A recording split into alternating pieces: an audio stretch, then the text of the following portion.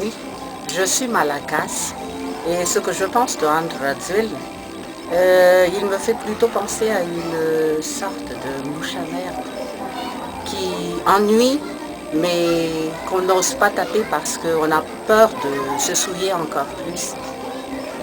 Et je pense que les gens qui croient en lui sont des gens crédules et cupides. Voilà ce que je pense de ces gens-là. Et Andrew Radzivil, c'est plutôt quelqu'un qui croit que la réalité ressemble à ses rêves. D'après, vous avez parlé d'Andrew Radzivil, aimez-vous le président Ravaloman? Si je l'aime, je n'ai pas à l'aimer ou à ne pas l'aimer, mais ce que je peux dire, c'est que j'aime ce qu'il a fait pour les Malagasy. J'aime ce qu'il a fait pour les ruraux surtout, et je peux même vous affirmer que j'ai vu de mes yeux ce qu'il a fait, et les infrastructures routières, les écoles, et pour les jeunes ruraux. Et il y en a dans tous les Fouktagnes, les plus petites circonscriptions administratives.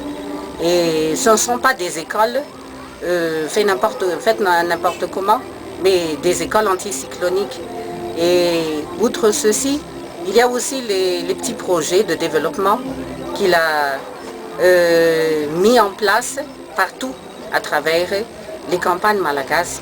Et je pense même qu'il a fait mieux que tout ce qui était là depuis 40 ans.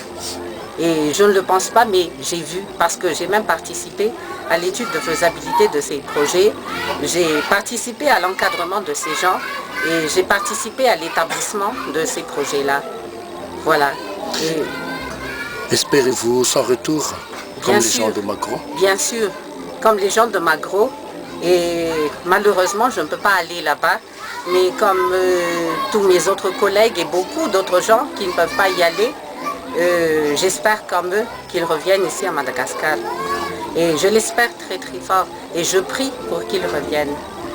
En ce 26 juin 2009, que pensez-vous des militaires? Les militaires, ils me font plutôt penser à des figurines dirigées par une espèce d'enfant frustré, un enfant gâté, un fou furieux qui se nomme Alain Ramarson. Et il y a quand même certains d'entre eux qui ne se rallient pas aux militaires de Capsat, mais ils ne peuvent rien faire. Et les actes perpétrés en ce moment par la justice de la HAT, que pensez-vous des actes d'arrestation par-ci et par-là? Pour moi, ce sont des actes de barbarie et effectués n'importe comment par des gens irresponsables et par des gens qui ne savent pas ce qu'ils font et par des ignorants. Voilà. Et ils sont là seulement parce qu'ils ont été guidés par des étrangers fous furieux eux aussi, qui sont égoïstes et qui ne se soucient pas des autres et qui pensent que nous autres Malagasy, nous sommes des imbéciles qui ne savent pas ce qu'ils font ici chez nous à Madagascar.